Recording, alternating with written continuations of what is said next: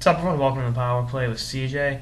As many of you know, Ryan Whitney is probably the best free agent defenseman on the market, and for whatever reason, he hasn't been signed. And it's a raw deal to see a Masshole still out there that can still play. I mean, I know he struggled with injuries, but I think he's still only 30 years old. I mean, he's got some hockey left in him.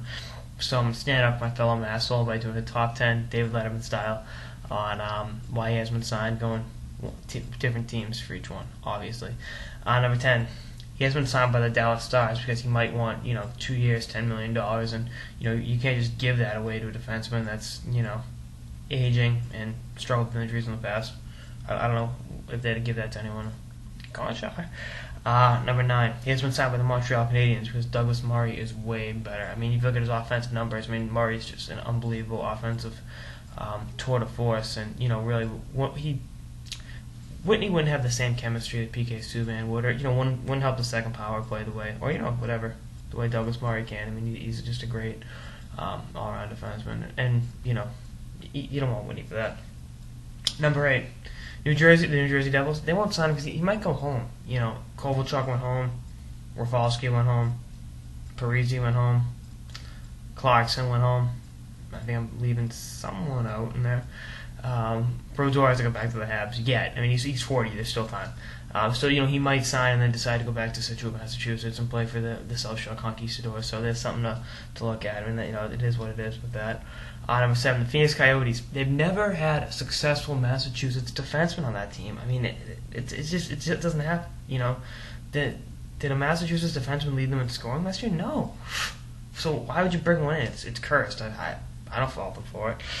Number 6, Colorado. Colorado Avalanche had the 30th ranked defense in the league last year. Why bother improving on that? That's perfect. I mean, if you play to that level, you'll either make the playoffs or finish with the worst record in hockey every single year. And that seems to be the case in Colorado. So why bother trying to improve an otherwise porous defense? Number 5, New York Islanders have had bad experiences with Boston University players. From a certain goalie that was drafted number 1 overall. So I think that's what's scaring them off. But I don't think the Islanders. I don't think Gosselin knows. He's not a goalie. He's a defenseman, and you had an otherwise weak defense score last year, and really a no-name defense score in the playoffs. I mean, actually they exceeded expectations, but Ryan Whitney wouldn't help that team out. Well, number 4, St. Louis Blues. They already have one BU defenseman and one defenseman that was a top 5 pick in the 2002 NHL entry draft. So why bother combining both of them? I think that they have a quota and they don't want to surpass that quota. And that's understandable. When you have a good young team, why bother going for veteran experience to help you? I mean, that's just it's redundant. Let the kids let the kids go out there and do it themselves. Number 3, Anaheim. Anaheim has never ever had success bringing back a defenseman that left or got Francois Beauchemin can't. Well, he wasn't a second-team All-Star last year. I mean, he didn't have a career year at age 33, playing alongside Cam Fowler and those guys, and really bringing out the best in those guys to a certain degree. So I mean, the Ducks, don't bring him back. Gross. Number 2, the Boston Bruins, the hometown team. They want Chara to play 40 minutes a night. I mean, maybe even 50 this year. I mean, he's going to be out there a lot, and it's not worth bringing another defenseman at a low cap hit to offset some of those numbers and play a few different situations and still be able to help you in the transition game and in the puck moving game and all that. And, it's not worth it. Just let Chara go out there.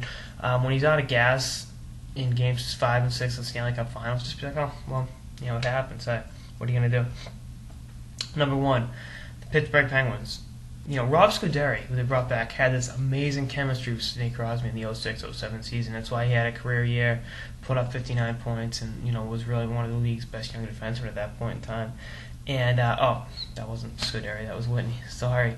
And it's just why do a sequel of that? And the Penguins' blue line is still, they got some good prospects, and I'm actually being serious here. They got some really good blue chip prospects, but at the same time, they need some help. And in all seriousness, all these teams, someone should sign Whitney. I hate seeing Massachusetts kid being out there, especially a kid that can still play and play at a high level if he's healthy. I mean, you look at the 2010-11 season from puck drop in 2010 until Christmas when he got hurt.